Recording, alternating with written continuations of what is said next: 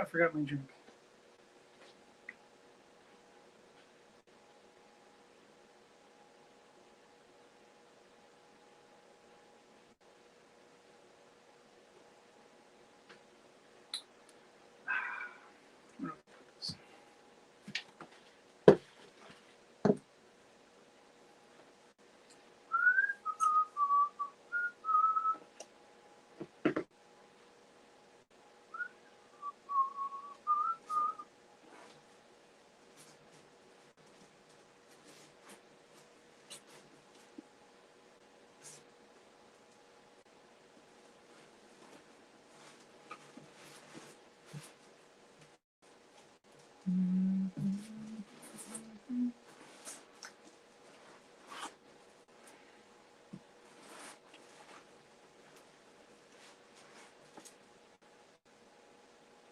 Looks like the Amazon guy was just here.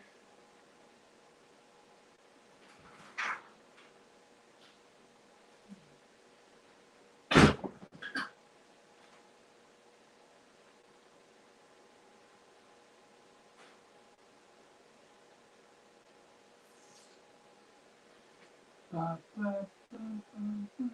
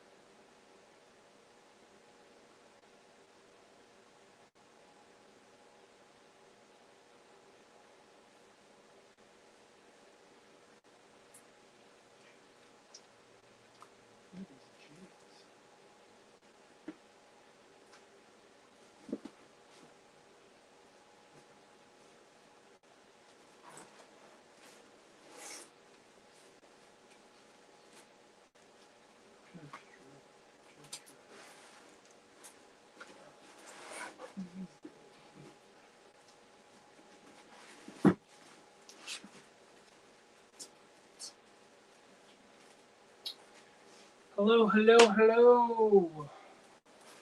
Oh. Someone was just here a second ago.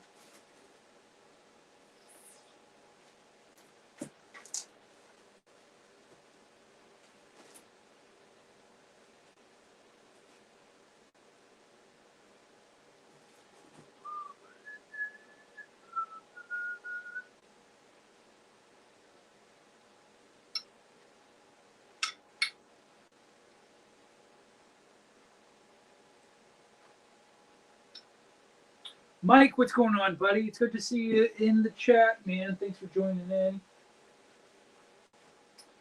You know how today is. It's a typical going through, organizing my books, finding stuff that I forgot I had, and just shooting the breeze for a couple hours. You know,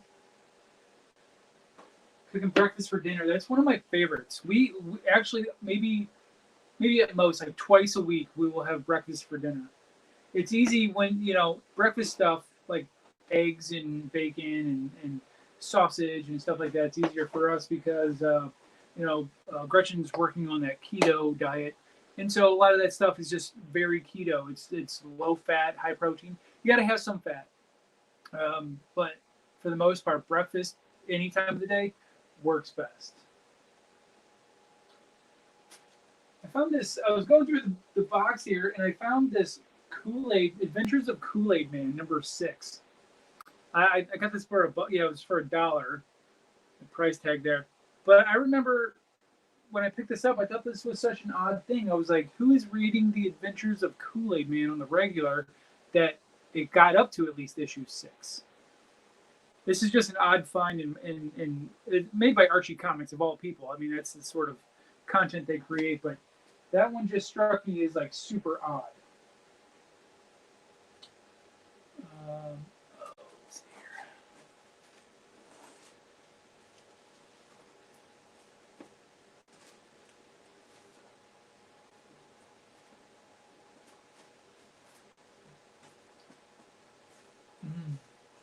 Yeah, it is a cool find. I love those little like one-off, one like who would have thought of that being a comic book, right? But especially like those promo comics back in the day.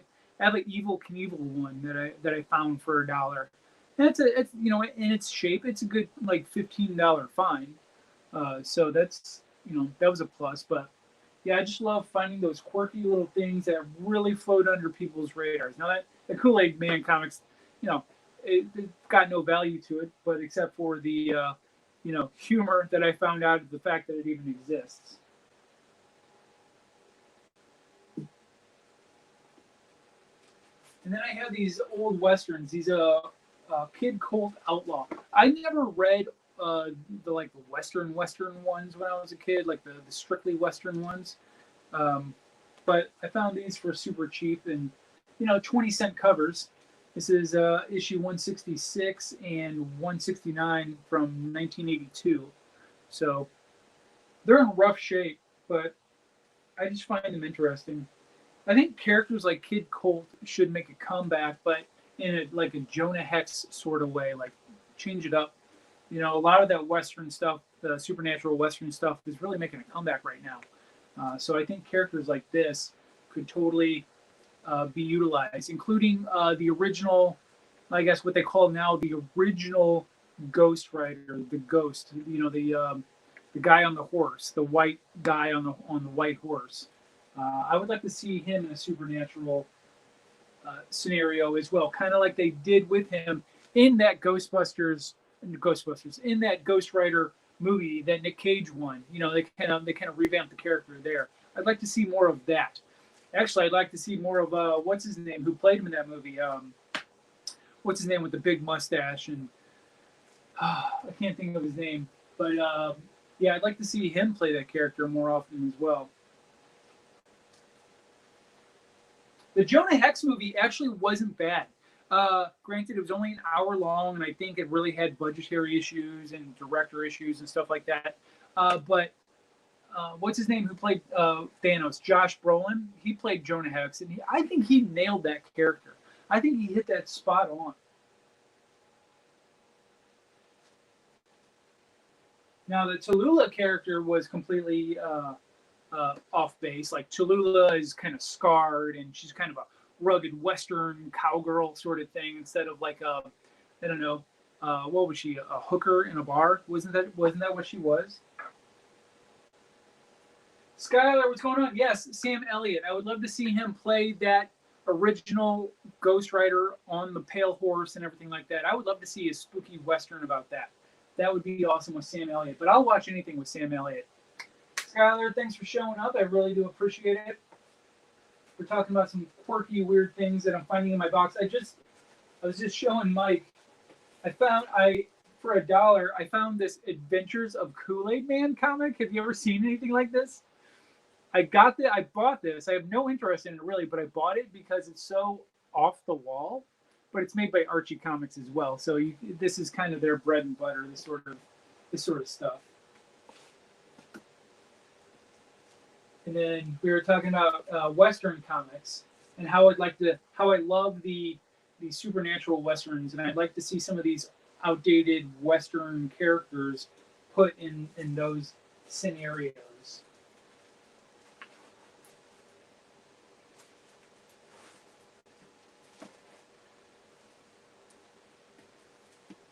Oh.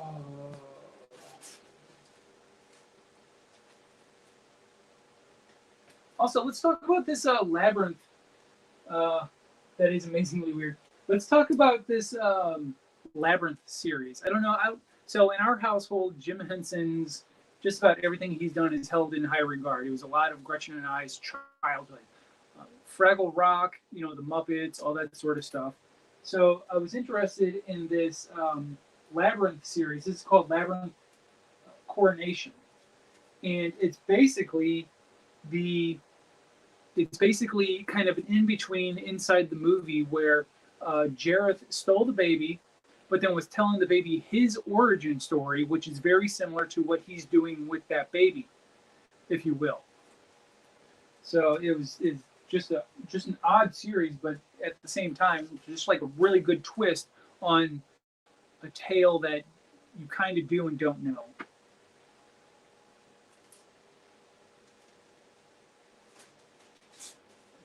I think this was a one-off.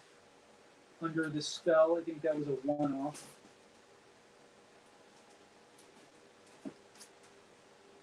Yeah. So that, I think that was a complete 12-issue series. It took 2 years to come out. It was like one issue every 2 months. So this was a long wait to get a full story, but it's good. It's a good story.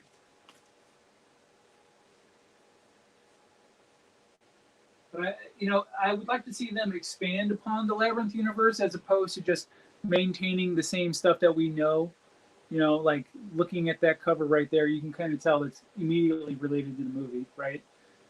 This stuff is, this stuff is basically behind the scenes in the movie as well. So I'd just like to see more of it.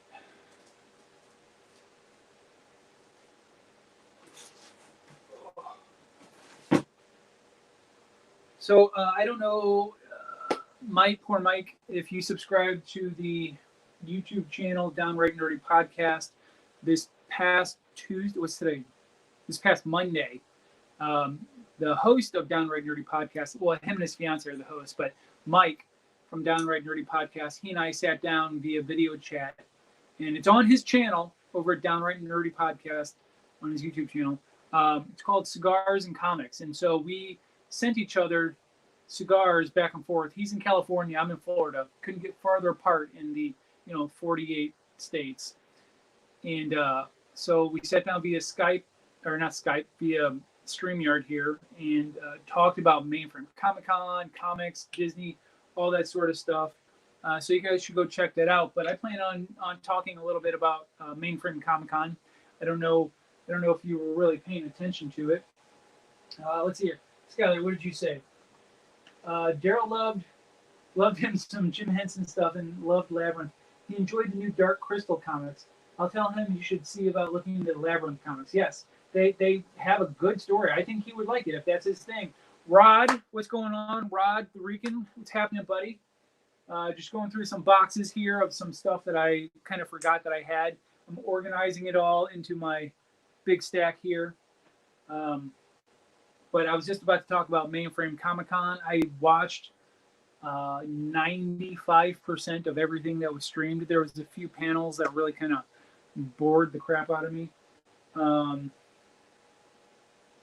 But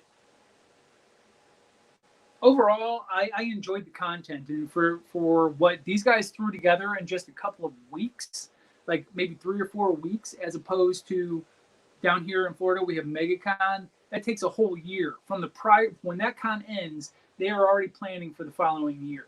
You know what I'm saying? So for what these guys threw together in a short amount of time was fantastic.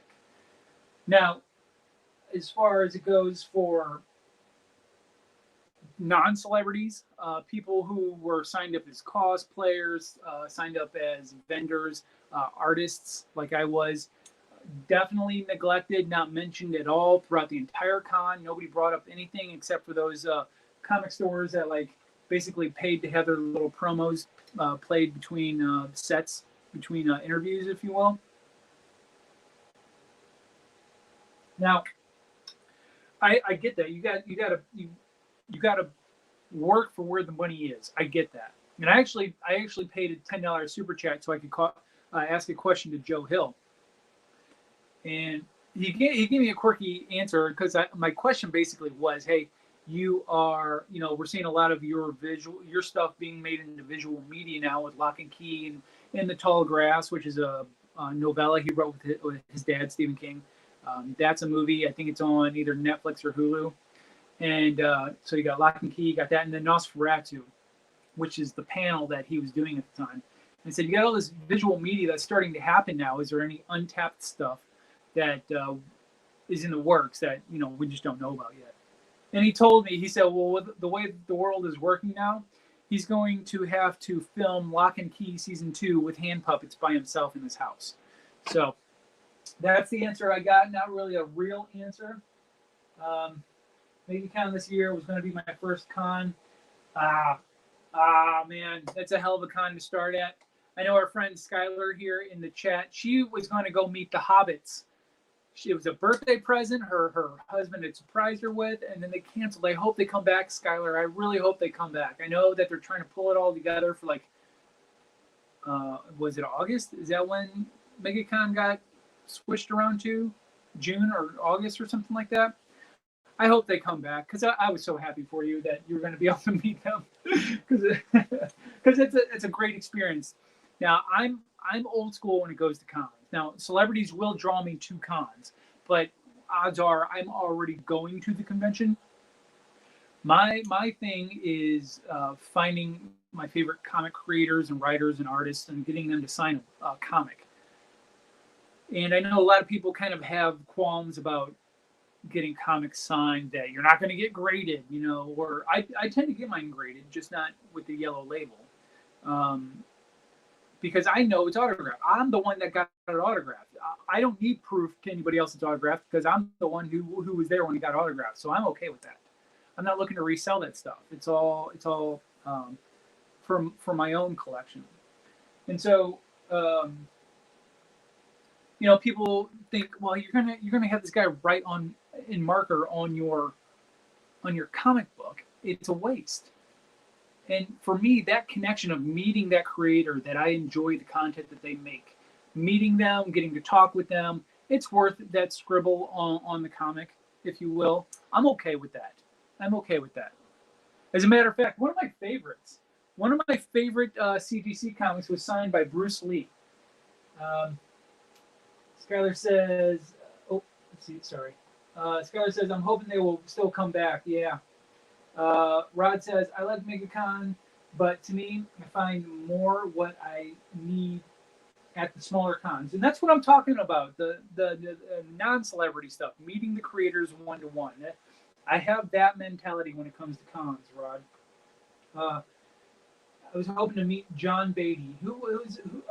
Remind me, Mike, who's John Beatty? The name sounds super familiar. But I want to dig out this CGC comic for you guys. Hang tight 1 second.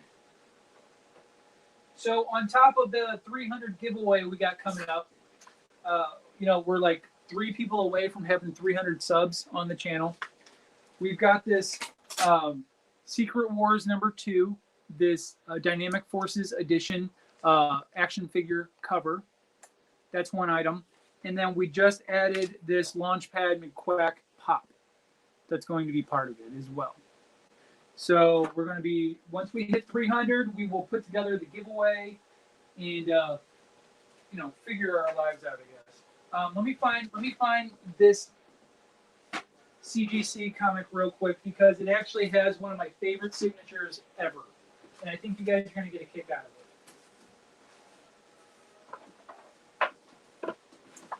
More than likely, it's at the very bottom, because it's one of the first ones I ever got graded.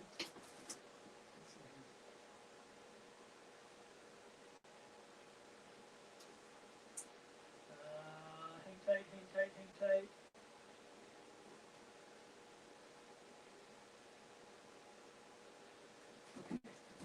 It's not in the bottom box, so I'll tell you this one. Let's see here.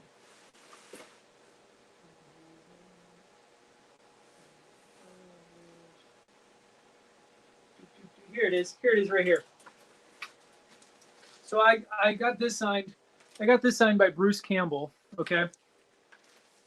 Let's see here. 80s Batman artist who worked with Mike Zeck. Yes, I knew the name somewhere. I knew the name somewhere. Let me show you this guy right here. This is signed by Bruce Campbell.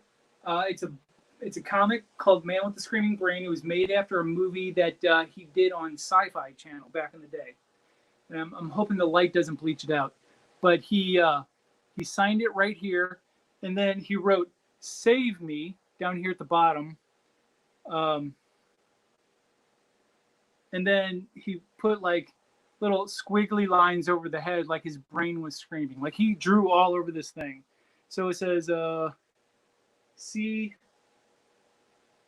something. I can't tell. See something, save me, and then his big body signature right there. This is actually one of my favorites that I got signed. 9.6 too. But once again, it's a green label. I didn't want to pay the premium of the yellow label to have them come and watch him sign it because I was there. I know this is signed. Gretchen snuck a picture of me standing next to him while he was signing this, so I'm okay with the green label on this.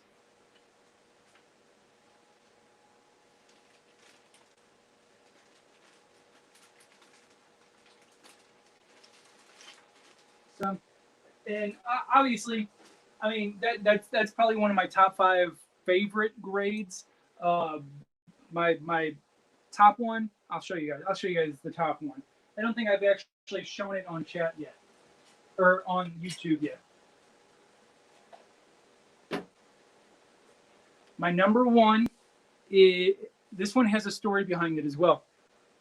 I found this book in a quarter bin, okay, because up in St. Louis, there's this comic shop called the Fantasy Shop. It's kind of a chain. And they just threw all their back issues basically in crates throughout the years and threw them in a warehouse. And every year they would have a quarter back issue sale.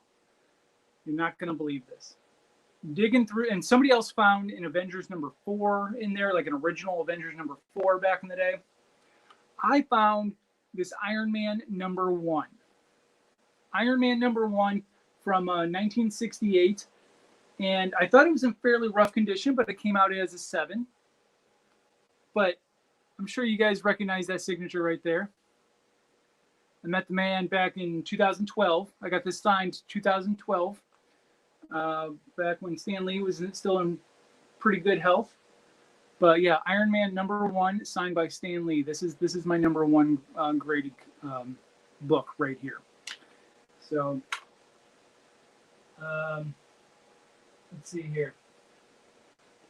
It's way cooler than just, yeah. Oh, yeah, the Bruce Campbell, way cooler than just a plain signature. 100%. That's why I love it so much.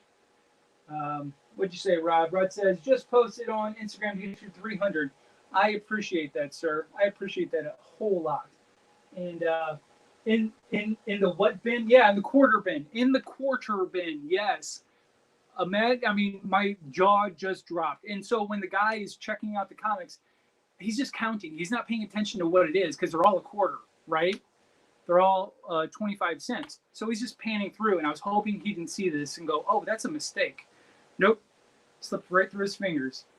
And then one guy, because it was a full weekend, and I did that on a Saturday, and I went back. I was like, hey, if I found that, what else can I find? So I went back on a Sunday, and there was a guy just a couple boxes ahead of me, found an Avengers number 4. This is like, I moved too slow.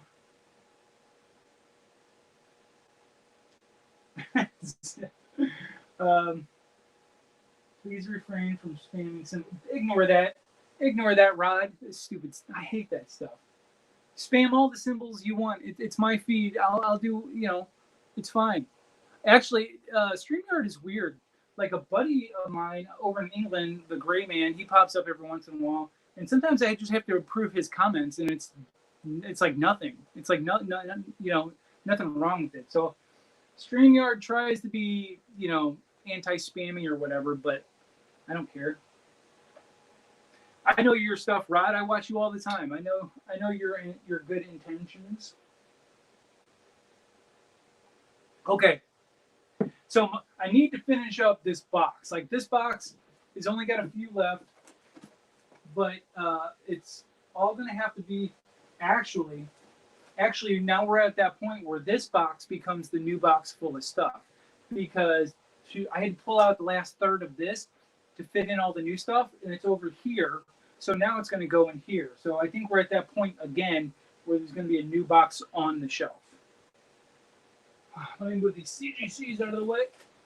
All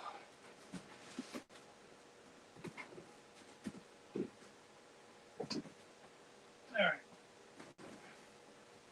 Oh, hey, so I got a package in the mail that I hadn't unpacked yet, and I think I know what it is. I think it's a Kickstarter that I paid for a little while back, but I want to open this up right here.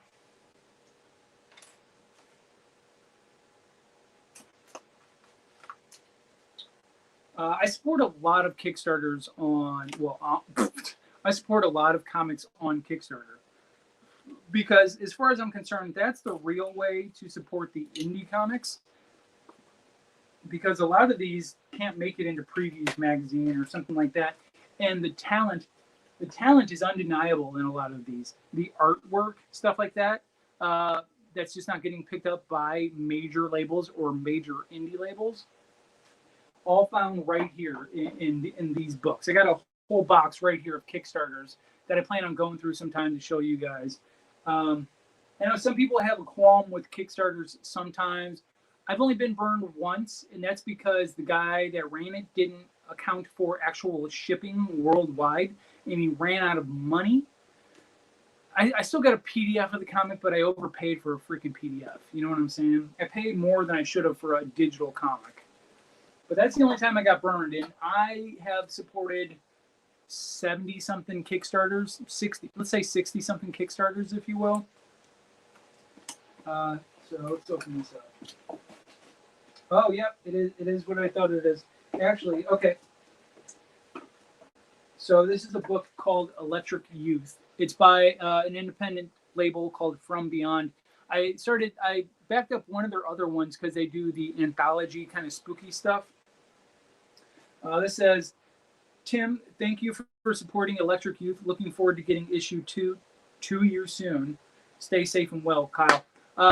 You know what? Hey, look at this. This is from the last Kickstarter. This is the last note. I love these personal touches where they will send you notes, both from Kyle. And actually, that book, From Beyond, came with a really cool enamel pin with the label on it. Really, really nice enamel pin. And that's the thing about Kickstarters is that, it's not costly for them to make the comics, but they want to get as much money out of you as they can. So they start adding all these bonuses. And there's some Kickstarters. There's one that I have that I can show you in a minute where they replicated Super Nintendo game cartridge like boxes, the box that the game used to come in, with the artwork from their characters to make it look like an RPG. That is sick. I can show you that in a second. This note is going to go up here. Oh, hey! It actually came with a patch. This is a legit iron-on patch. That is cool. That's a quality patch right there. So I guess instead of a pin, I got a patch with this one this time. Brad says, I just posted a video on an Indiegogo book on my channel, and it's on a autistic superhero. Right on. Who's is it an indie label, kind of a one-off sort of deal for like a charity sort of event or anything like that? I got my box of Kickstarters right here. Let me see if I can find this.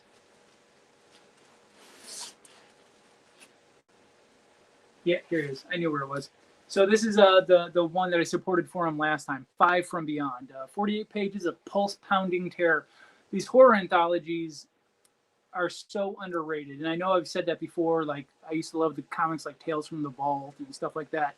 These sort of books, I'm glad that they're still making their way technically through the underground, if you will. So that's legit. I'm going to put this with this. And then I know... Oh, here they are. Okay. So these two books right here,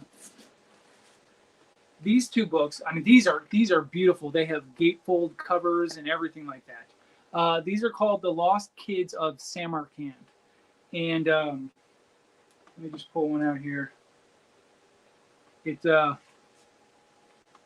the artwork is just amazing, but this is what I wanted to show you was these replica Super Nintendo boxes.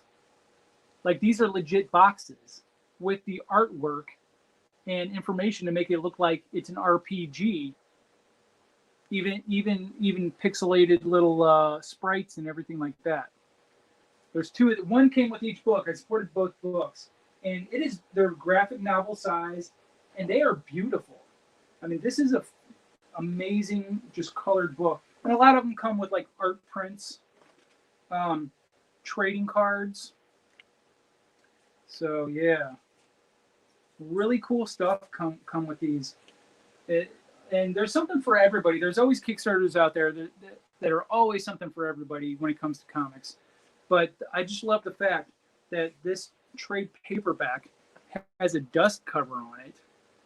And look at inside the dust cover. It's got actual artwork inside the dust cover. I mean, that's attention to detail. This is somebody's hard-earned art right here. And it's worth every penny. It really is.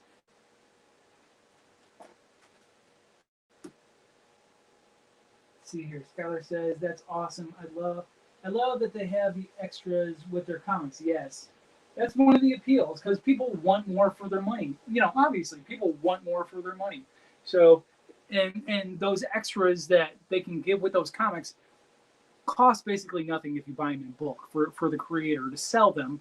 That pin was probably like a $6 bonus or something like that, but they bought them in bulk. I think they sold like 500 of those books. Bought those pins in bulk, probably for $1 a piece maybe, and added them on for an extra like 25. Well, it went by tiers, so I think that one made it up to a few $1,000. So it's like $1,000. You can, we can all get the book for $2,000. You can get this. What do they call it? The it's not shit. It's where you go past the limit. Stretch reward. You get the stretch reward, and they start going on from there, adding bookmarks and prints and all sorts of stuff like that. It's definitely worth checking out. And I love supporting those Kickstarters because once again, as somebody who's trying to get his own artwork out there, I understand the hustle. So I understand where they're coming from, and it's important for creators to support other creators.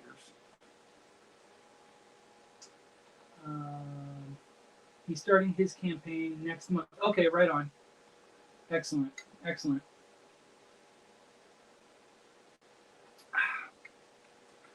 This orange vanilla Coke Zero is life right now. Okay. So now all of this stuff. Oh, here's another one of those books that I've been telling you about where they mixed Warner Brothers characters with they teamed them up with like Disney villains and heroes and stuff like that. Lex Luthor and Porky Pig. That's one of those that I don't quite grasp. It's supposed to be like a detective sort of thing. Like I think Porky's supposed to be like a detective.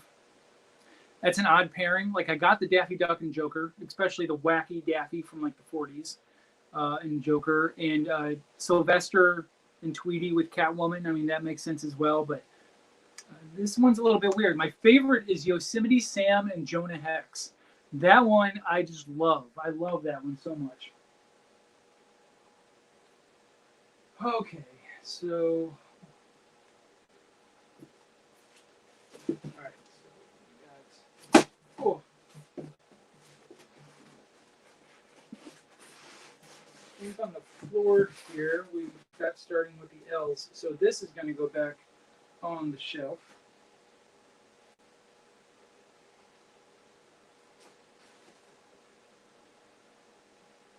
And then we get to pull out a fresh box. All right. So let's see here. I get confused. Labyrinth, Last Phantom, Lionheart. Okay, so everything's going to go after this.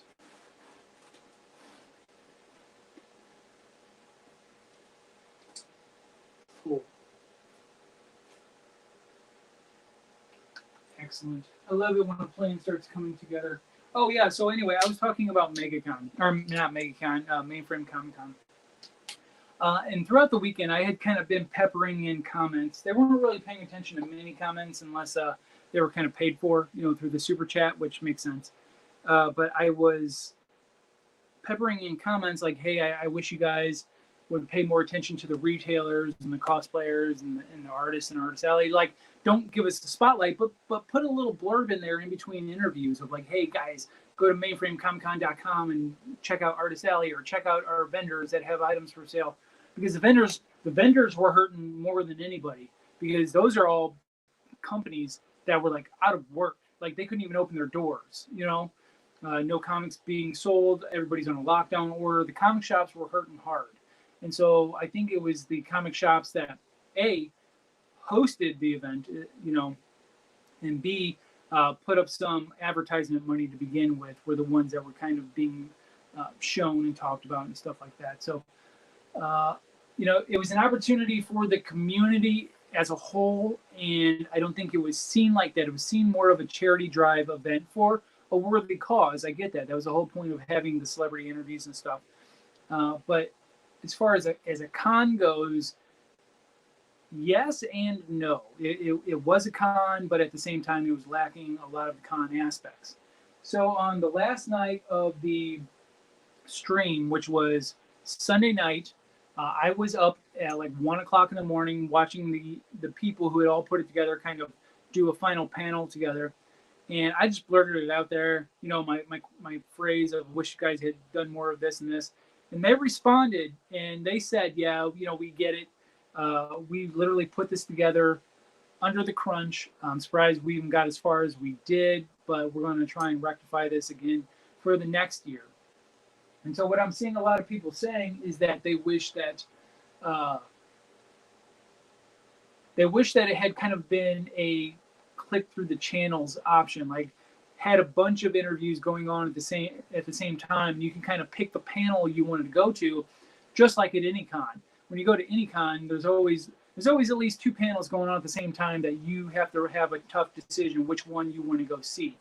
But at least online, you can kind of just bounce back and forth. And I think people wanted that option of being able to skip certain cons that no one really cared about, or certain panels that no one really cared about, and then go and watch something else.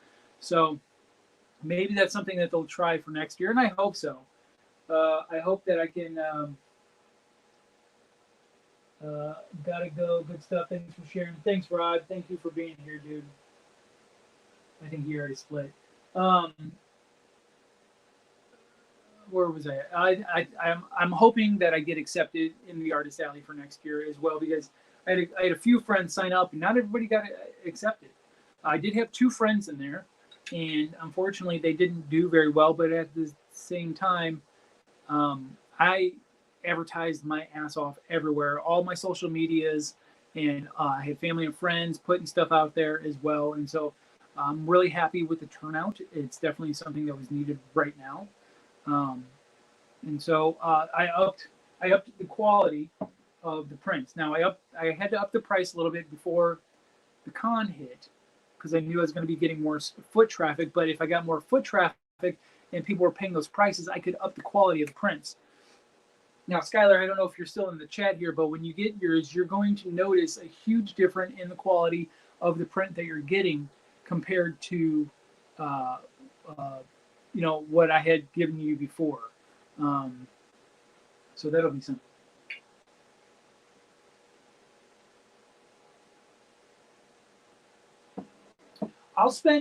So I'll go to a con, and like I said, besides meeting my favorite comic creators and writers and artists and stuff like that, I will spend hours just walking, because it's usually a couple aisles. I'll spend hours just walking around Artist Alley, because no matter how many times you take laps in Artist Alley, you're always going to see something new.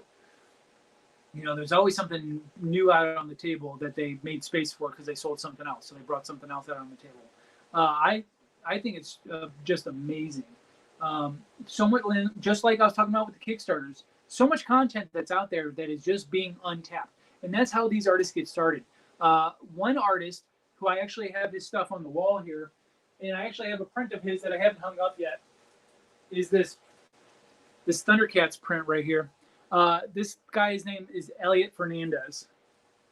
Elliot, I don't know if he used to go by the moniker Jerkmonger of all things. But I first came across him at Artist Alley, and I fell in love with his stuff. I've got a print over here of Bruce Lee and the Ninja Turtles together, and it's one of my favorites. And I eventually saw the fact that he got to do some covers for DC Comics. I think it was like Power Girl and Harley Quinn or something like that when they had the team up thing. He did some covers, some interior art, stuff like that. And so I look forward to seeing more successes like that, because when I talked to the guy, he had such a passion about honing his craft, being able to come out and submit art. And at the time I didn't know why he wasn't already getting swooped up as it was, but he definitely worked for it. So people do come out of Artist Alley as a success, and it's the ground floor, and that's why I feel like it's important to support those people, to lead on that encouragement, and because to be fair, I've been there before. If I'm working my ass off to do something and nobody seems to care, nobody gives any sort of encouragement, or nobody even acknowledges that it's a thing, you start questioning why, and you're just kind of like, I think I'm kind of done with this, but if somebody had just given you that little spark and said, this is amazing, or this is really impressive, if you just keep trying, then if that keeps them going, then it's worth just a few words to say, hey, this is pretty cool. Anyway, that's enough of my rant. I know I ranted quite a bit on that one. Sorry.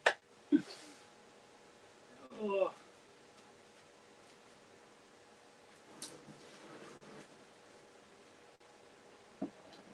So who do we got here? Is poor Mike still in the stream?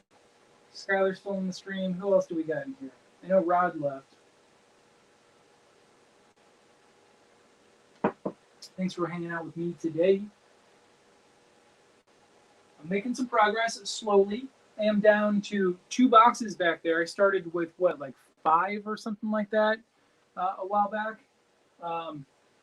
So we're on the 3rd shelf. I've only got 2 more shelves to go.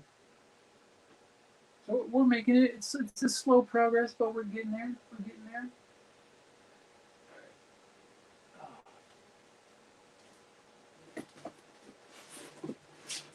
Actually, and I have 2 boxes down here in the corner. Those 2 boxes down there at the very bottom of the shelf are random things. So Gretchen used to, she started eating and listening to the governor. Hi, Jaquita. So back when Gretchen was doing independent baking for cons and stuff like that, tabling at cons, selling her baked goods, I would pick out some of my comics that I, maybe didn't really care so much about, and put them on the table, $1 each, or five comics for $4 or something like that. And so after we stopped doing that, because it's a conflict of interest with Gretchen's job as a professional baker, to kind of do this side stuff, which fully makes sense. I still have this box of comics that just never really sold. And I guess at some point in time, I'll need to go back through and organize those into the whole stack as well. But I'm just, I'm taking it one step at a time. Let me get my full backlog before I get into the spare stuff. And then another box down there is just full of just Alex Ross comics, because when I first started collecting, I was picking up anything that had Alex Ross art on it. And so I was just putting it in its own individual box, because I would just want that box to pull out and look at the artwork and stuff like that. So, but I'm at the point in time now where I can just go and weed it all in, just just like this stuff. This is Alex Ross stuff that throughout the years I've started weeding back in as well. So I might as well just put it back in there.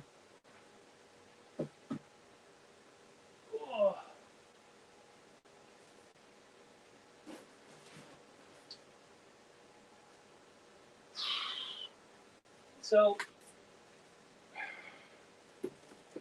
as far as it goes here in Florida, it looks like people are going to be able to get back into society here pretty soon. Stores Some shops are going to be opening back up, which is great. Um, I don't know. I don't know how I feel about it necessarily. I know that everybody was kind of banking on trying to get things back in order by June 1st, and so I don't know if there's under some sort of political pressure or whatever. I don't care. I'm not really into politics, but it just seems like they're really rushing this along. Like all of a sudden they're like, okay, this weekend you guys can go back out. So I don't know. I don't know how I feel about it. Hey, Chris, thanks for showing up, man. Hey, I was just talking about Mainframe Comic Con. You just missed my entire rant about how the artists in Artist Alley weren't being represented very well on the streams and stuff like that. So, but yeah. So also check out Chris Ecto online. Let's see here, HTTPS. Am I doing that right? HTTPS://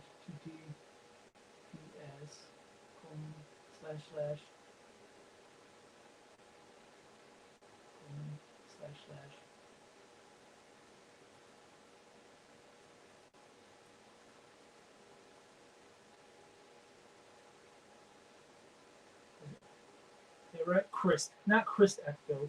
Chris Ecto. Anyway, chrisecto.com. Sorry, Chris. Go check out his stuff. He's a street artist, spray paint, hand drawn paint, and everything like that. Some really impressive stuff. Go check out his stuff for sure. Governor says they'll open the state in phases. Yeah, I know. It's all going to be a slow roll sort of situation. I'll just be happy when they open the gates to Disney back up, so that I have something to do with my weekends.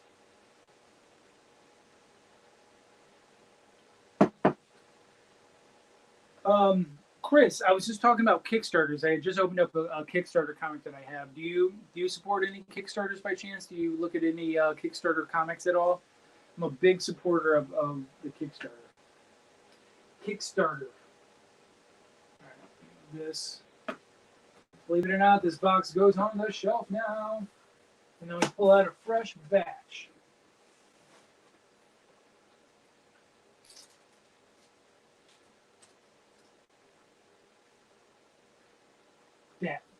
That fresh batch, Carol Baskin.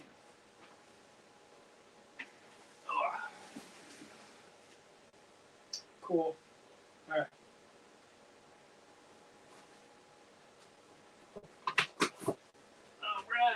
This one isn't as full as I thought it would be, which is good.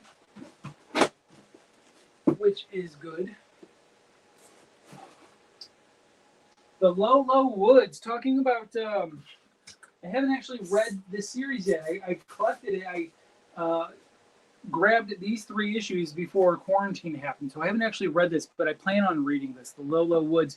Another one by Joe Hill off of his Black Label. The Hill House Black Label on DC Comics. So,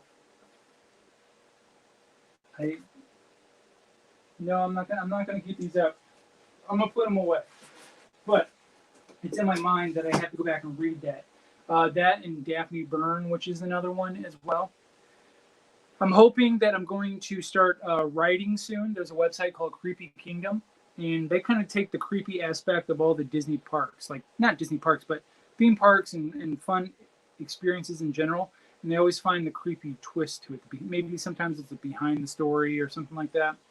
Anyway, this Joe Hill stuff that I've been reading, I might be doing reviews on their website at creepykingdom.com. So my wife is already a writer on creepykingdom.com. She has done some reviews of the Rise of the Resistance ride when we went on that. She's done a couple different things. Chris says, oh, sorry, Mike. Sorry I missed you. See you, dude. Chris says, I check them out once in a while. Did a few campaigns myself when I started. No shit. Like you did comic book campaigns? Really? That's awesome. That is awesome.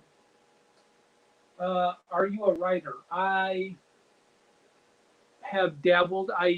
So if you look online, you might find remnants of something called Americana rock mix. And I used to be a very well-known podcaster in a music community for Americana music, and I would write reviews of music, published reviews of music. A lot of stuff that was for the artist to put on their website and stuff like that. I used to be on the supply label for Sony Records, BMG, stuff like that. So I was always writing reviews out there. So I have written reviews, and I know how to write reviews. So I don't know if that makes me a writer, makes me want to be like a wannabe writer, but you know, I've had my share at it. The campaigns were for painting. Oh, cool. Have you considered?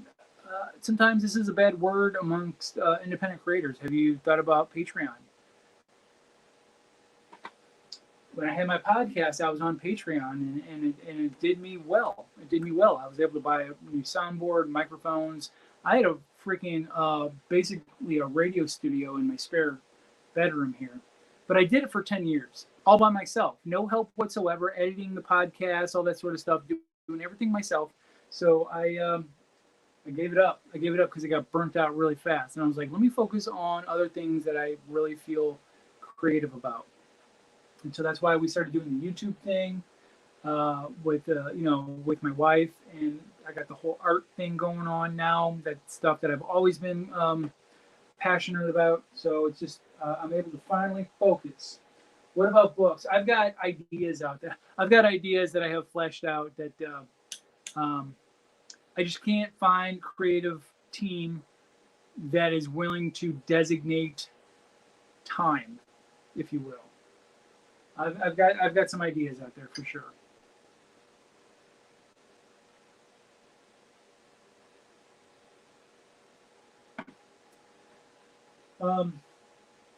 Let's see here. It says, I love Patreon, but I can't commit to what that would entail. Yeah. Maybe when I have a house with a spare room, I'll try it again.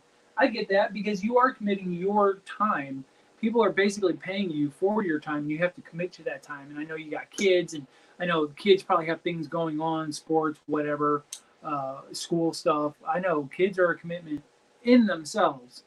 So I totally get the time restraint and where that comes from. So I feel you on that. I get it. All right. Looks like I'm going to be able to start cracking into another box. The Last Phantom. I like the Phantom. The concept of the Phantom. The guy with the purple suit and the mask and everything like that. This book, The Last Phantom, came out. Dynamite takes a lot of the non-copywritten characters or outside of copyright, outside of registry characters, and does amazing things with them.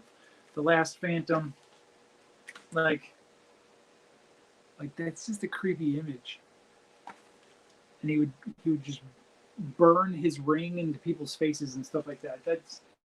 It's the scar. It's the mark of the Phantom. And so Dynamite, which I think Alex Ross is actually one of the owners of, they take all these original characters from the 20s, 30s, 40s, and revamp them in new ways. And I think they do amazing things with that. If you can write, you're a writer. Getting paid is another thing. Don't you write music too? Yeah. And I guess, I don't know, from what I understand, getting paid to do something makes you a professional. And I guess that makes me a professional musician because my band does play out for money. Not very often. I do get paid for my artwork, so I guess I could be considered a professional artist, despite my hard time, admitting that to myself, I guess. Because I always in my mind, not confused, but kind of intertwine being an expert and being a professional. They say you got to have like 10,000 hours of something to be an expert. 10,000 hours of working on doing this one specific thing to be the expert. And I just picture professional being as part of that being an expert. Now, I probably have 30,000 hours playing a guitar. I'm definitely not an expert at that, so I failed that bar right there. But at the same time, if I get paid for it professionally, I get paid to play a guitar. So, I don't know, man. You're asking the tough questions here. What do you play?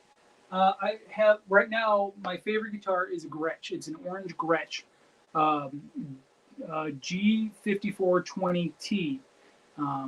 It's got the black top humbuckers on it and stuff like that. It's a burnt orange color.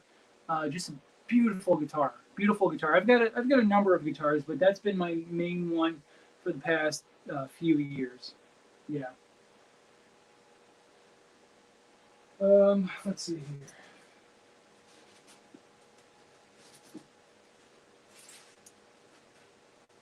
Doo-doo.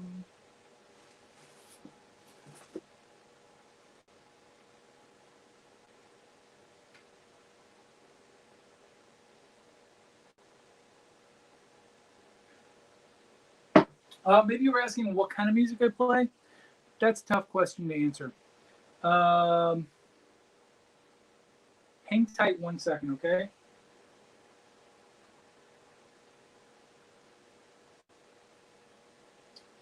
Hang tight 1 second.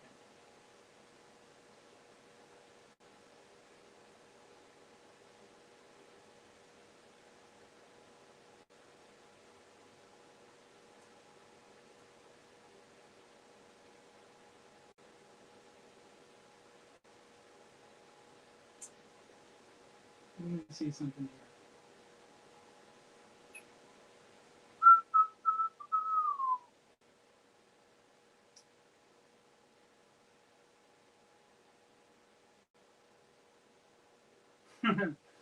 All right.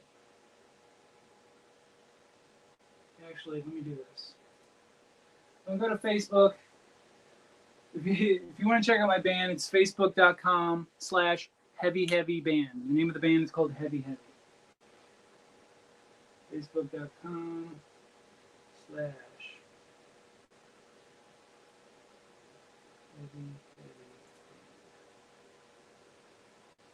Sky, I know you don't use Facebook. We don't really have any other presence online, if you will.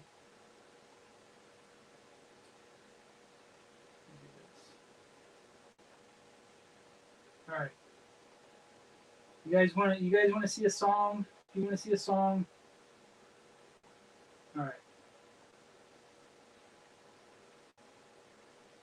Let me put this on here.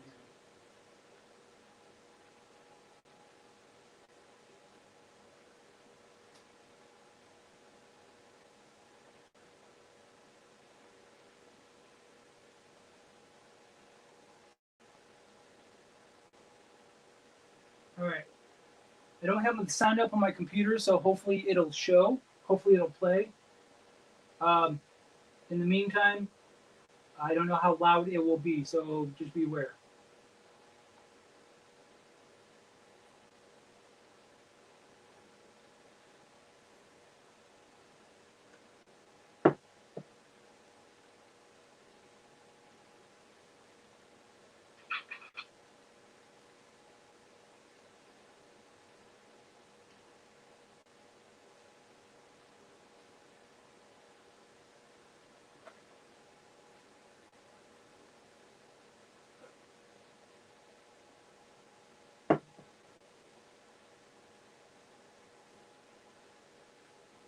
I'm gonna check the screen here. Let me know if the volume's playing or not.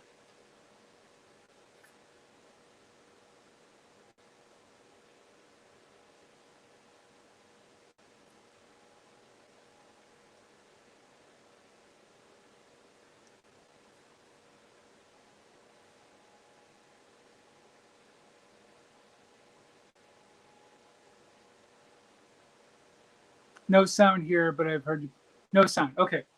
Let's see here. What happens if I do this?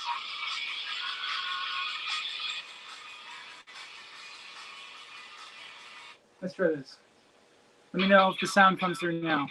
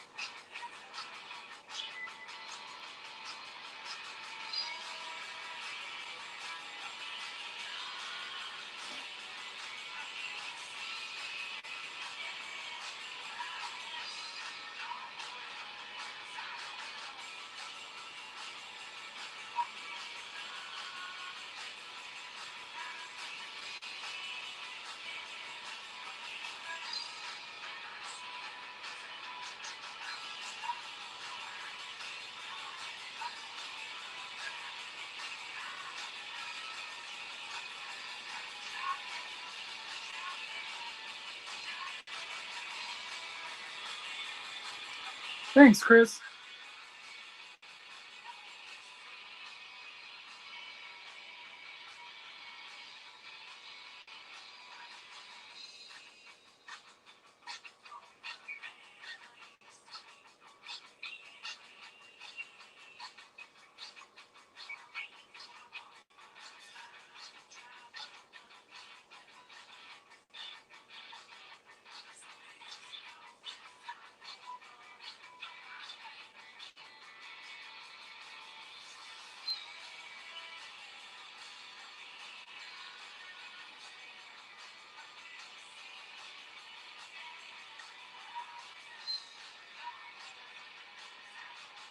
Oh. Anyway, you guys get the idea.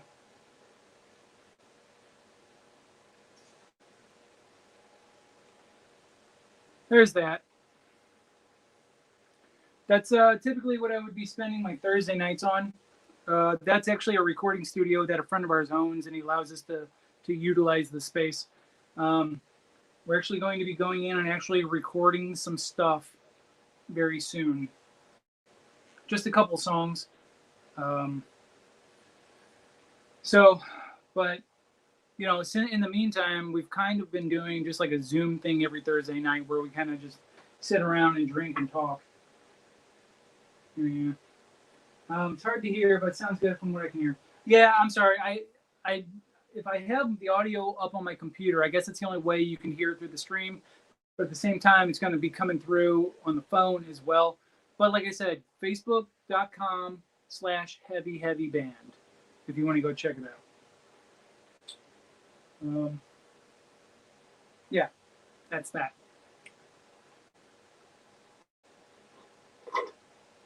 All right.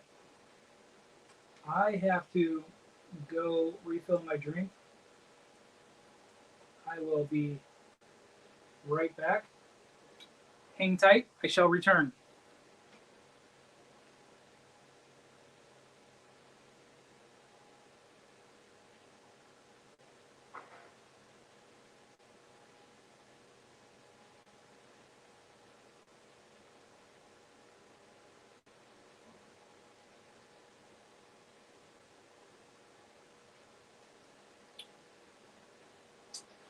All right. So is anybody reading anything new? Is anybody actually, I don't know, reading any digital comics or anything like that? Actually, new comics came out today. Today is traditionally New Comic Book Day, Wednesday, New Comic Book Day. DC did release some books. They went through a private distributor. And, you know, a lot of comic book shops are going to be taking advantage of being able to open up on Friday. So, excuse me. But in the meantime, is anybody reading anything of interest?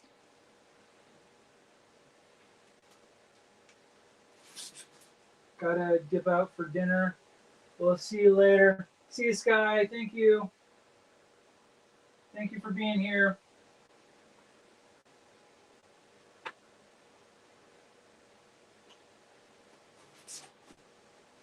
All right. So, are we actually getting into the L's, into the M's? We're getting into the M's now after Lolo Woods.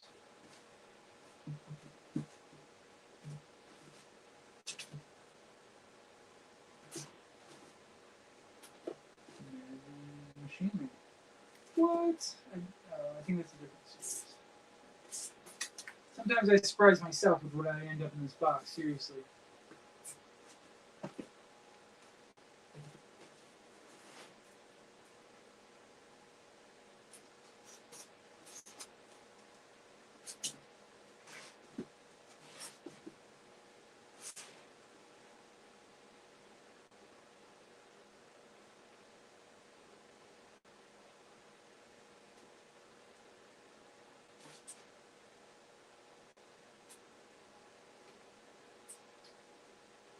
So, okay. Oh.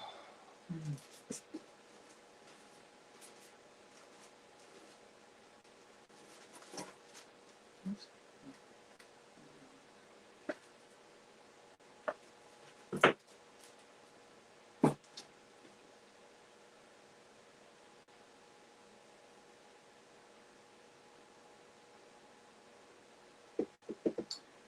Oh, one cool thing that I was talking about the other day was the Ninja Turtles Power Rangers crossover sort of thing. You know, they do these helmets. I'm sure you've seen them before, of the hands holding the helmets on the comic covers. It's like the big kind of hotness now by this one artist, and they're doing the same thing with the Ninja Turtles Power Rangers crossover, and so they are. It's like the turtles holding the turtles holding the Power Rangers helmets. Well, now they have these one of a kinds that are showing up at stores. These one per store variant where it's Shredder holding a broken version of the helmet. I was on the hunt for these for a while. So, but you know, with everything stopping now, it's hard to keep track of where I left off. Actually, I just watched Constantine on Sci-Fi Channel. I know it's from a comic. Is there a place where I can pick up old issues? You're better off looking at trade paperbacks. You want to look at a book called Hellblazer, not to be confused with what's that horror movie? The guy with Pinhead, um, Hellraiser. Hellraiser, right? Is that what I'm? Hell. Let's see here.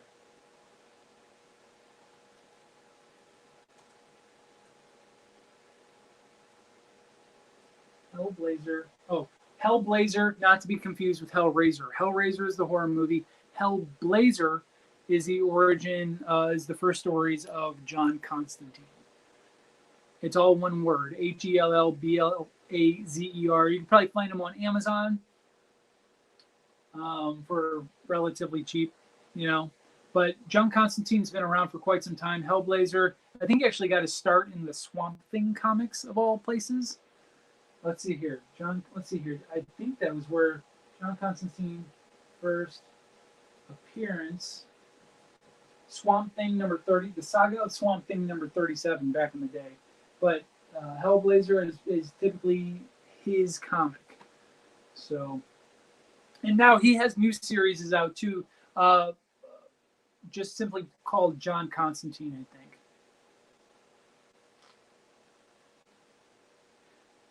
Now, the character that he is now, like on Legends of Tomorrow or on his own show, Constantine, stuff like that, I think is pretty close to the origin of the actual character. But if you want to pick up some new stuff, let's take a look.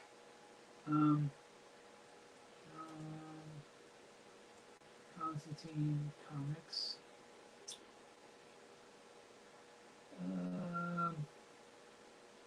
Yeah, so like Hellblazer started back in 1988.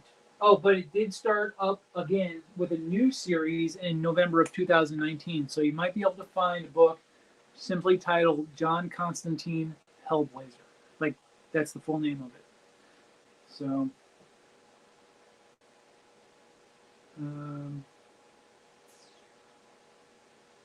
I think that is what you're looking for. Midtown. Oh, you get to go to Midtown Comics, dude. I am jealous about that. That's right. You're up in the New York area. I've always wanted to go to Midtown Comics. Did you read the X-Files crossovers when they were investigating Ghostbusters, TMNT, Transformers, and other ones? I'm blanking on. No, I missed out on. I miss out on a lot of those IDW comics. My brother is huge into collecting the Ghostbusters, so he might have that. But they lost. They're like almost like the X-Men with new titles when it comes to like Transformers. Like Marvel is always dropping new X-Men titles. I feel like they're doing the same thing. IDW is doing the same thing with Transformers, so I'm completely out of place. I think it's still supposed to be like the G1 Transformers. I don't know. I'm completely lost on that. Ninja Turtles, I pick up their micro series that they have every once in a while, or one shots or whatever. But I love the art that was going on in that book for a long time.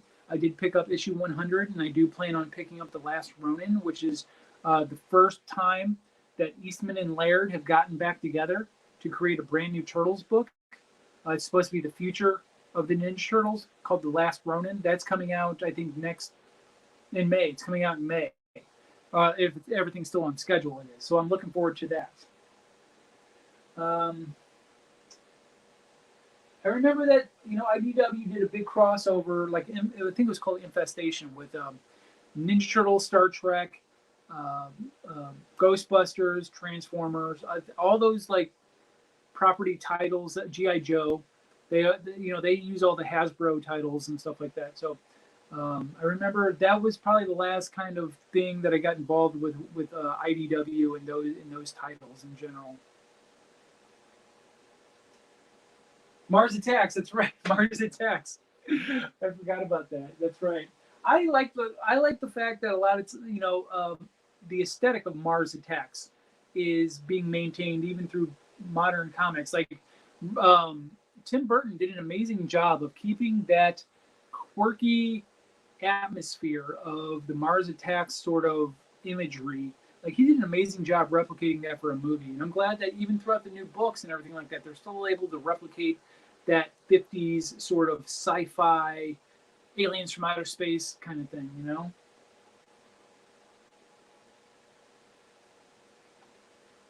Oh, it's my brother that actually said that. My brother has the Ghostbusters X-Men crossover. I thought that was Chris saying that he had that. Yeah. So yeah. I love the. So I was just talking about the old sci-fi books and like horror anthologies. I just opened up a new Kickstarter book that I just got, but it was by a company that was doing horror anthologies like Bolt of Horror and Creep Show and stuff like that. So that stuff always appeals to me. I hear the garage door opening up. My wife is coming home. She'll probably pop in and say hello. So I picked this book up because it was supposed to be hot. It was supposed to be a hot selling item. It's called Man Eaters. It's about I don't know what it's about, but it's the cover is sparkly. Is that picking up at all? The sparkles on the covers. From what I understand, it's like cannibalistic women of some sort. But Image Comics always like releases number ones like every week, like brand new number one issues that don't go anywhere, so nobody cares.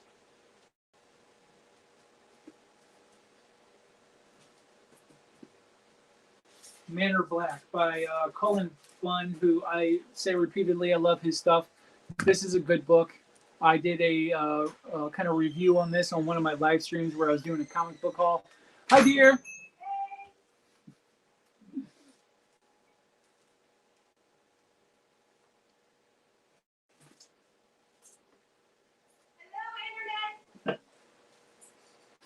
I think they can hear you. Your mom's in the stream. Hello, Internet, and my mom.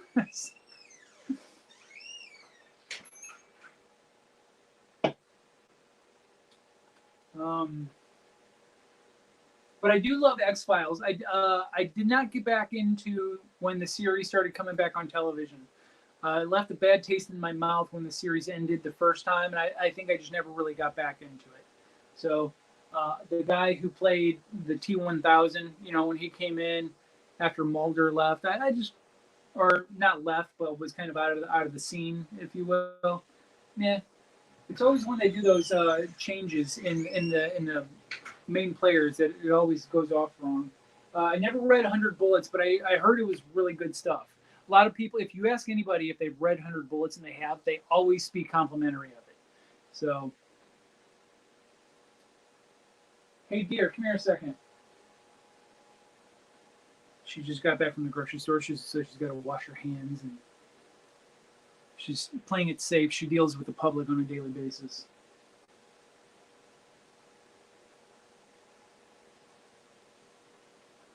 I'll be right back.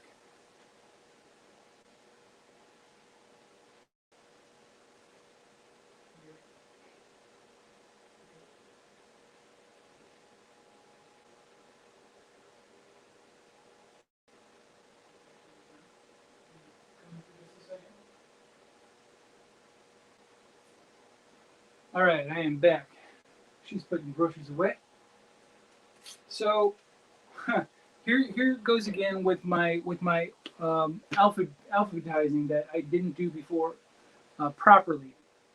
Typically, I would put this under Doctor Who because the biggest thing you see here is Doctor Who, but it's actually Marvel Premiere. Now, I have other Marvel Premieres that are Doctor Who, and they're under Doctor Who, but for some reason, I decided to put this under its real title of Marvel Premiere. So, and that's like up there. That's not going to happen. It's a cool story, though, or a cool cover. I'm a big fan of almost anything Brian Azzarello does. That I think it's right. I think it's how you spell it. If not one Z, maybe. Yeah, I got a bunch of these old school, like mostly Fourth Doctor. You can see the scarf. You can see the scarf on them. The mostly Fourth Doctor stuff. Fourth Doctor was like the main Doctor that appeared in American comics because that's what was mostly on like PBS at the time. That was like the only Doctor anybody knew, if you will. See here.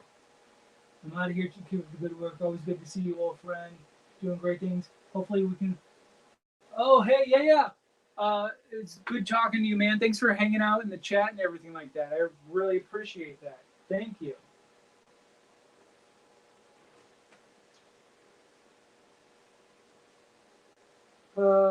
Let's see here. Marvel team up. See, now why wouldn't I put this under Spider-Man? And I know I picked this up. Spider-Man and the Frankenstein monster. Now notice they don't call him Frankenstein. And it's really because I don't think I think it was a copyright issue that Marvel couldn't get the title to just Frankenstein to refer to him as Frankenstein. So they had to refer to the Frankenstein monster. It's kind of one of those loopholes. So that's a cool cover. All right. Talking to the internets. Talking to the internet. Hi, internets. Chat to the internets for just a minute. Okay. So, how's it going? You can read the chat on the Oh, I can read the chat over here. Oh, M Ski says bye. Bye, M Ski. Oh, okay, I already talked to you. You're cool. I like how I just get thrown into this stuff. So, what's going on? Just got back from the grocery store. That was a petri dish full of anxiety, so I got that going for me. Not much exciting to report. Made some cookies today. Yeah. So anyway, I'm here to entertain you, I guess. What do y'all up to? What kind of comics are you guys talking about? Usually he's big into like the horror stuff today, it seems like, so that might be where he's going with it. Oh look, there's my mom. Doctor Who. Mom loves Doctor Who. She loves it. I think it kind of rubbed off on her, but I think we both enjoyed it, and then we realized that we both enjoyed it, so it's been right there. So we have many Doctor Who conversations.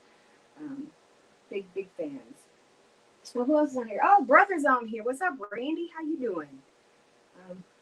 Can I go and do my stuff now? You can go now. All right. I needed a quick potty break. That's all I had to say. Bye, guys.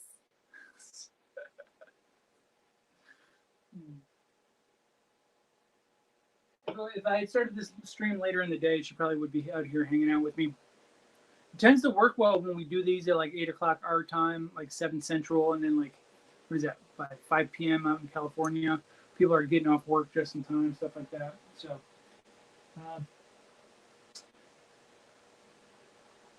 oh no, see, it doesn't work like that. See, I would know. I would know. As much of a disorganization as this looks, it's actually organized. Okay.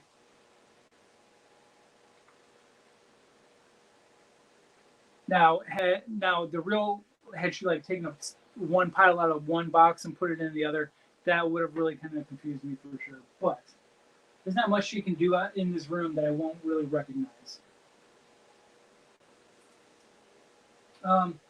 But my brother would appreciate this. He's in the chat. These Mask comics. I got these for $1 a piece.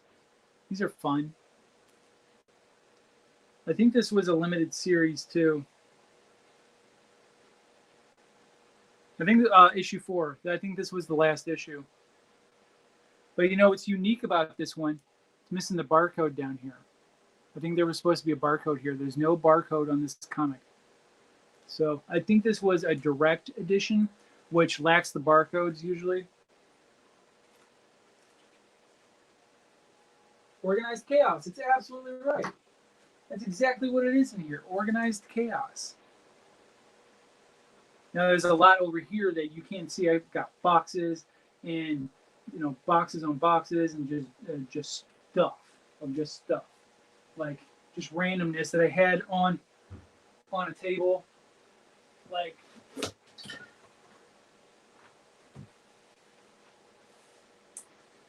this is from Galaxy's Edge. This is a Coke bottle, if you will. It's got water in it. This is a Coke bottle, but they look like thermal detonators. I mean, that's pretty sick, right?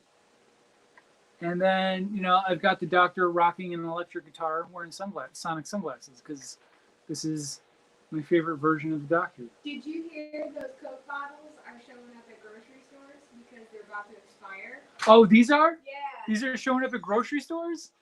I didn't think about that because Disney's been closed for so long that they have to sell them. Soda expires, so... Oh, you guys should go if you find these. Some grocery stores. It doesn't say who. Okay. But yeah, there's some. If you find these, grab them. They do this in Coke, Diet Coke, and Sprite. And then what about the Dasani bottles? I guess those don't expire. It did not say that. I don't think that the water expires as soon as Yeah. the soda. I mean, legally it has to expire. Gotcha. But I think it's like... They also have Dasani bottles that are just like regular water bottles, but they have like a, Arabic language that says Dasani down the front of them. But, there's that sort of stuff. Just the randomness in this room that you guys don't really get to see. I even put a wide angle lens on my phone so you could see more of the room, and you only get to see a certain part of it. Perry, what's going on, buddy? Thanks for showing up and saying hello. Pick number 1 up. Oh, The Mask, yes. For like $1. That's a good deal for that book. Yes, so Perry, as usual, when I'm doing these streams, I'm organizing books and we're just kind of shooting the breeze on whatever I find in these boxes. A little while ago, I was just showing off some of the CGC books that I have, and we're talking about Kickstarter and Mainframe Comic-Con, my opinions on Mainframe Comic-Con, and yeah, man. So, and I'm finding these books that I have like a little honey hole down here in my area that I go to, and I can just find the most random books for like $1, and like good books too. And so I'm finding a lot of those in my boxes that I need to organize that I don't even really remember getting, but I know I got them just because they were $1.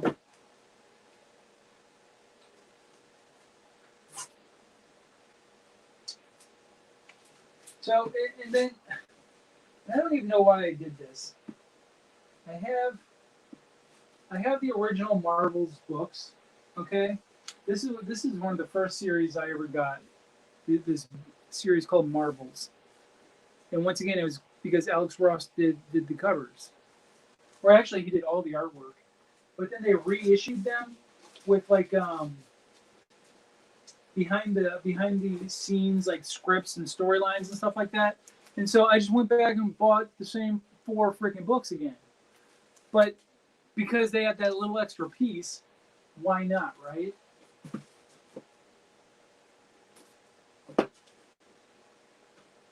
Oh, and so a new series that is out now is called Marvels and Marvels X, because it's supposed to be a precursor to one of my favorite, once again, Alex Ross books ever made. Let me show you this. This thing is old. Gretchen got me this like back in 1999, something like that. Look at this thing. This is it's molded.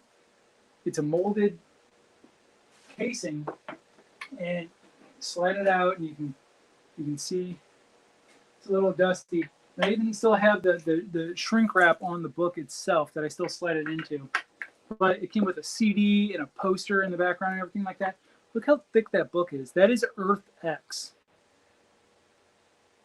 That, and so because and the reason that book is so thick is because the two follow-up stories to it. Oh, Paradise X was in 2 volumes, and then Universe X was in 2 volumes. Like, this is a freaking epic, and it's one of the first like major epics that I ever really read when I was getting into comic books. So it holds a place in my heart. But it's not your typical sort of Marvel story either. So it's very dystopian. It's very set in the future when things go haywire, and just like a lot of stuff. Like, if you're looking for a traditional like mutant X-Men sort of story, that's not the way to go. That's an oddball one for sure. But so you see the molded guy here. It's a little dusty. The molded guy on the cover here is supposed to line up with the guy on the cover with the red eyes. It still smells brand new too. That's the crazy thing.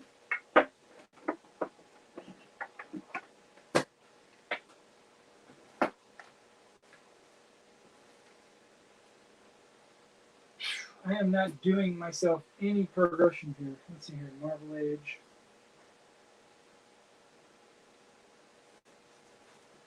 Oh, hey, Rainy, check this out.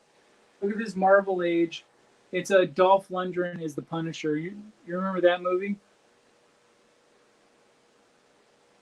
Trying to get the right angle here. It's in reverse from where I'm looking. That movie kind of sucked and kind of didn't, I guess. I wasn't a fan of that version of the Punisher.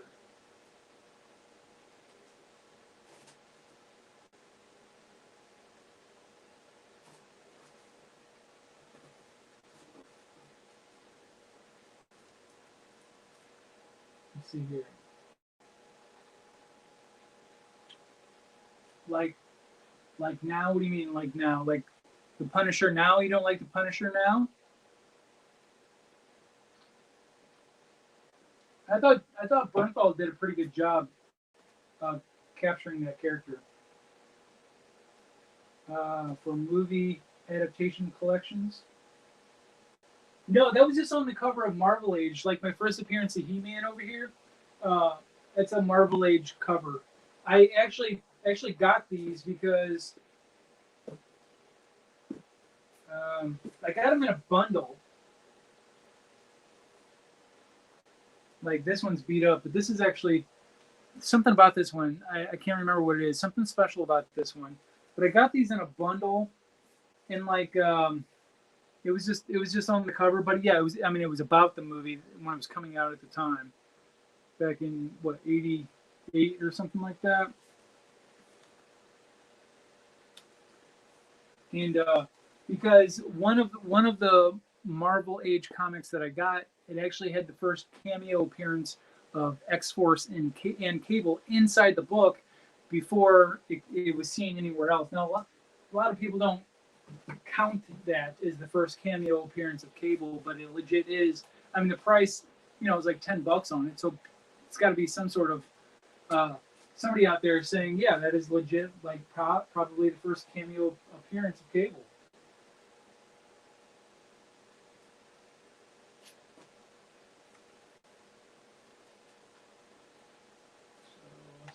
Marvel Comics, Marvel Mangaverse, Marvel Team Up. I used to love these spoof books that came out. There was one called X-Men. It was ECHS Men. And then Marvel Riot. This makes fun of the Age of Apocalypse, which is probably my favorite actual version of the X-Men.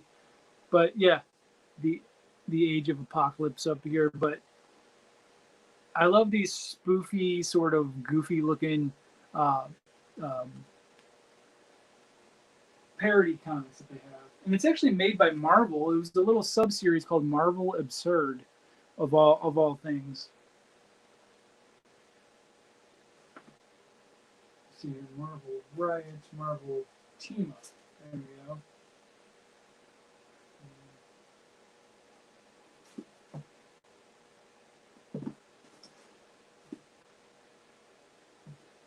Masks.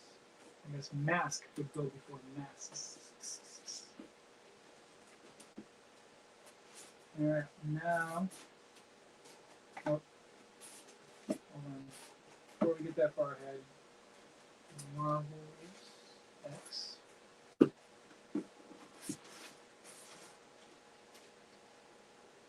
So this is one of those, like I was talking to you about, Randy, about the facsimile copies. Now, this is not a real edition of New Mutants 98. This is one of those facsimile copies. It's got the $3.99 logo or $3.99 price tag up here, as opposed to, what was it at the time, $1.75 or something like that. So, but I like these because it is literally everything that was in that version of the comic. Oh, see ya. Take care, Jaquito. What's your unattainable grail and slightly obtainable grail? Unobtainable grail would be a Ninja Turtles #1. Back from 1984, black and white. There was only like 1,800 issues made. You know, a lot of those are even graded now because people were smart and got them graded. And those are probably going for close to, you know, a high grade copy is $10,000. That is a grail that I would have to sell my collection, sell a majority of my collection to be able to afford. What's my attainable grail? Attainable would be a real, and I actually had it in my hands at one time. My brother in the chat can attest to it. I had a real New Mutants 98 at the time. The guy selling it didn't know what he had. He just opened up this little sports shop that he was selling little comics in a box.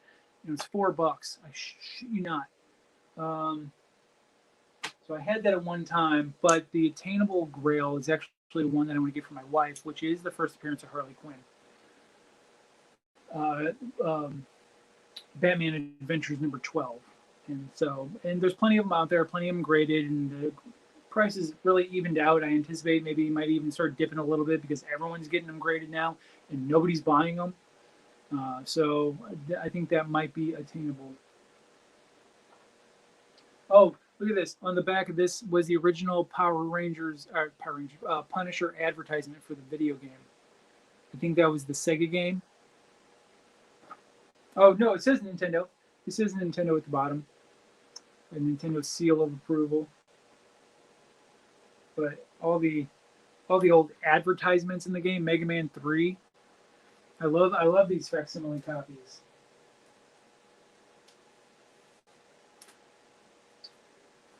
All right, New Mutants, Marvel Rising.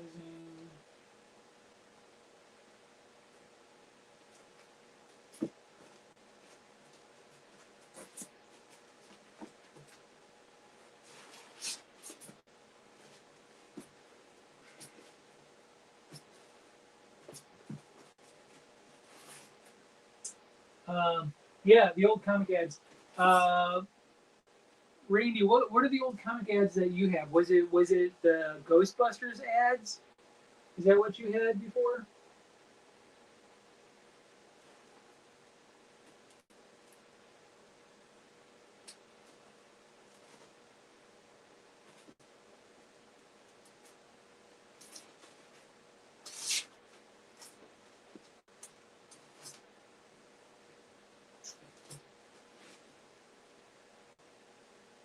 Let's see here. I got some old school, the original New Mutants. I actually have #1 of the New Mutants graded. I have #2 sitting in my box of keys over here. I have key issues. I have a box of key issues, and then you got 3 and 4 here as well. 3's in great condition. You should get that graded. Let's see here. Back in the day, that's all we had to know if a game was good or not. Had a couple still pictures, and the Nintendo seal of quality.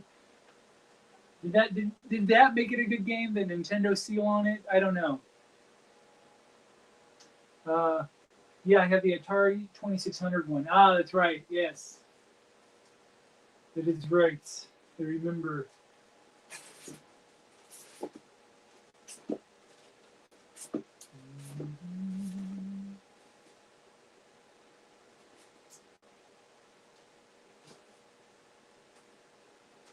Bumping into some Masters of the Universe comics that I didn't put in with my He-Man comics.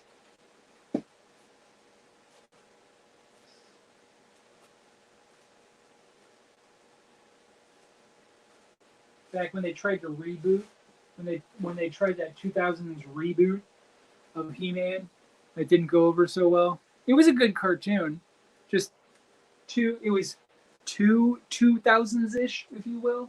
They really tried too hard to update that.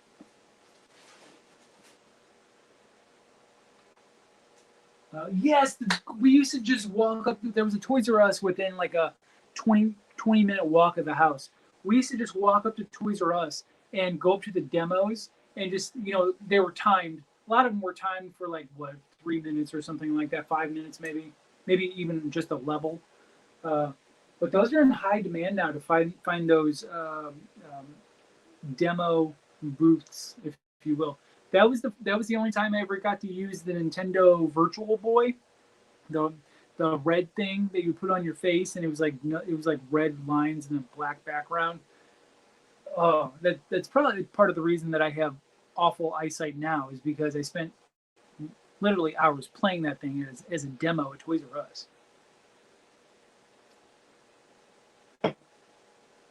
But yeah, that was the bomb back in the day. It was like playing games for free. Like, you can go to GameStop now, and a lot of them have demo stuff too, but it's not the same. Because a lot of the demos actually at Toys R Us was like a one-player demo mostly. And so you go to GameStop now, and you're trying to play a game, and some jackass that you don't even know walks up and just starts like interrupting your game, like with the second controller. Backhand him.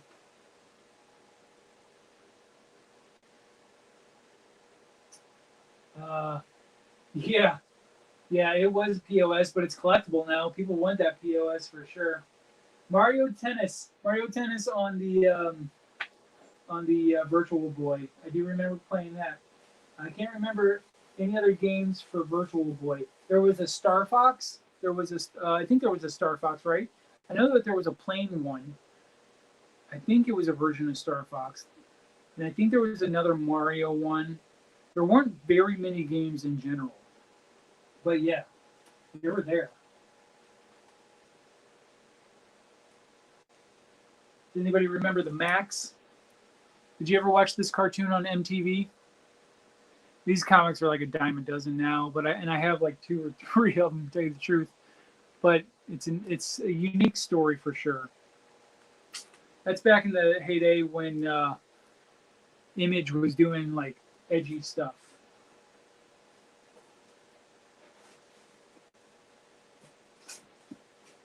I got like up to issue 6, I think. But that's not the end of my M's, but I have New Mutants here. So I think we're moving into the second box. I think I got to pull down that box.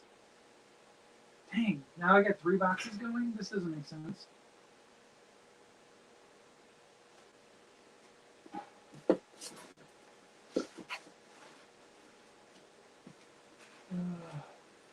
The head, yeah, it was on that same block as the Max. So you had the head, you had Eon Flux, and you had the Max, and it was all part of that same MTV animation block. That's exactly right.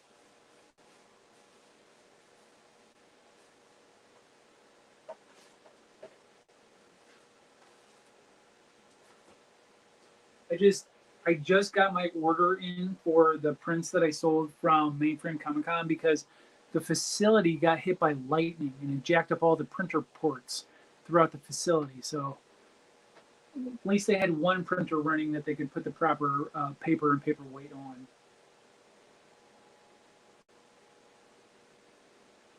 I'd be curious, did The Head have comics? Let's see here. Comic book room. Let's see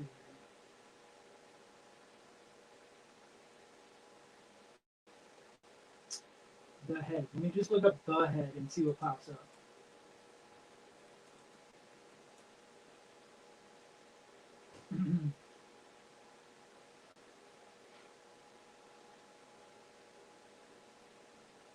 Head locked. Let's look up The Head.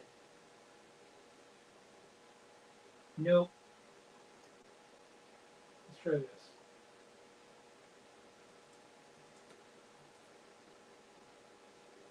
Yeah, there he is. The Head. American Adult Animated Television Series by Eric Fogel. Eric Fogel sounds familiar. Well, let's see here. Is he the other guy that did Ren and Stimpy that's like a real creep?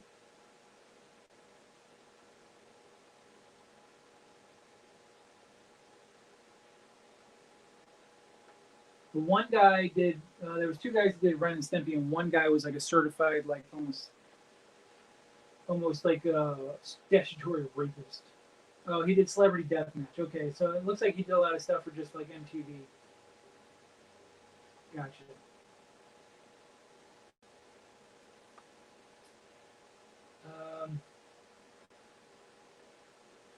Beavis, yeah. I see him all the time in the back issue bins. Beavis and Butthead. Beavis and Butthead, Ren and Stimpy, all sorts of stuff like that. That show is crazy. I thought that was a Mike Judge show. It seems along the same lines, like with the animation, right? That would kind of make sense, I guess, but I guess not. Mike Fogel.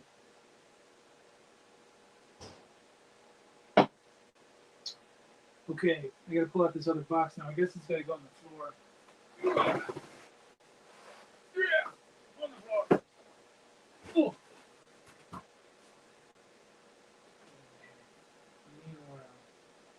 So down here at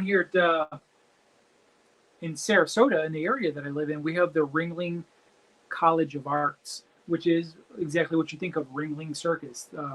The facility for Ringling Circus was given to the Florida State College because John and his wife, John and Mabel, or is it John Mabel? I can't remember. Anyway, the people who owned all the property had no kin or heirs to give it to, so they gave all the circus property where everybody was staying down here, and they stored everything to the college. And then Florida State College spawned off their own College of Art. And so every year at MegaCon, which I can't go to this year, they have the art students create stuff to put into their own self-published comic book, which is pretty cool. A lot of the stuff in there is okay. It's okay, but these kids got to start somewhere, right?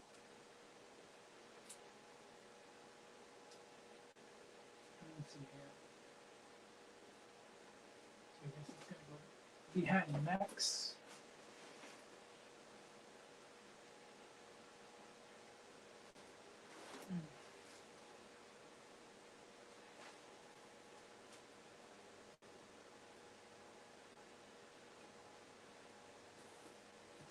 And this comic here is a negative cover. I know it's supposed to like be some sort of incentive or something like that. I don't know anything about this book. It came, so Dynamic Forces used to do this thing where it's like you could buy 10 books or 20 books for like $10, but they're all random. So they'd be like 50 cents a book. That's a deal from anything from Dynamic Forces.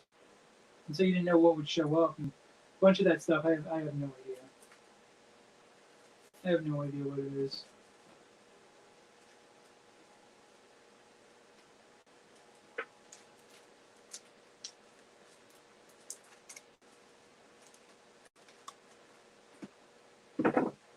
right, looks like I'm just filling out this box with some M's, so I get to the ends.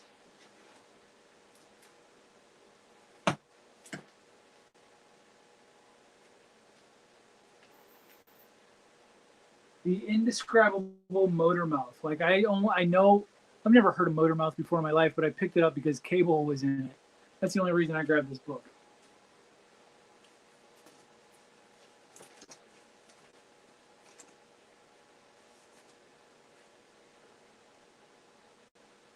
Mystery Tales, 12-cent cover. Look at this back in the day. This was from the early 60s, I think, maybe like 62 or something like that. This was probably my first horror, not horror, but like scary anthology book because it had just had weird tales of people doing things that came back to bite them in the ass. This is a nostalgia piece for me right here.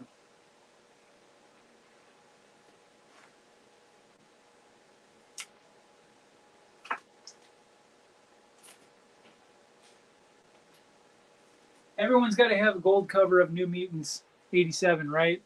Second print. I actually have the first print. I have the orange cover back here in the box somewhere at a 9.0, which isn't bad.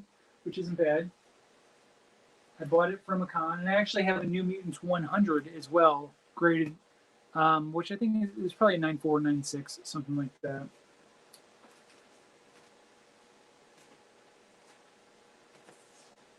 All right, I'm in the new. Oh, okay. So I did hit New Mutants. There we go. I'm in the New Mutants area, so I can start filing from this box here. Got the True Believers New Mutants #1. Like I said, I have a real version of this graded back here. Signed by Bob McLeod. I'm actually really intrigued by the New Mutants movie that's supposed to be coming out, if it ever makes it out. It's supposed to be like a horror movie for mutants, which I find highly intriguing. I think that Marvel is afraid people just aren't going to know how to grasp it, and plus they're done with that whole X universe thing. It's owned by Disney now, and from what I understand, this Eternals movie coming out is supposed to possibly introduce the fact of mutants into the MCU. So I don't know. We'll see. We'll see what happens. Not gonna hold my breath. But I would let the X universe, they start out strong and then they just kind of go off in a tailspin. Like they don't really know where they want to go. So I like the start of both universes, of that original Patrick Stewart universe and then the James McAvoy universe. I enjoyed the starts, but it's always like by the time they get the third one, they've gone off the rails. And I've not even seen the new Dark Phoenix one that came out.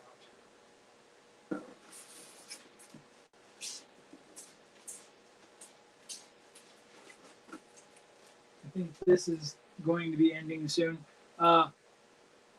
Zero's Journey. This is a whole series right here. This is a 16 issues deep right now. I've been collecting this for seemingly like 3 years. I think it comes out like every other month or something like that.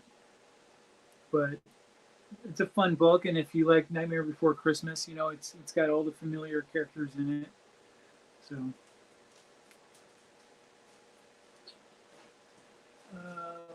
New Warriors, and let's see here. So that New Warriors, and Nightwatch. Now this character looks like he could have been something cool, kind of pre-Spawnish, if you will. Nightwatch. That's a cool holographic cover. But if you look at that, I mean, he looks like Spawn, right? Looks like Marvel tried to make a Spawn ripoff.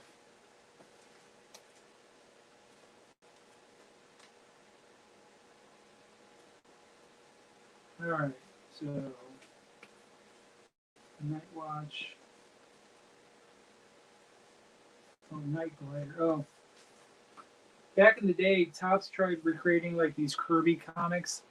Kirby Chrome. This is Kirby Chrome Super Deluxe comic because it's got a little shine to it. Kind of in the title, you can kind of see it a little bit.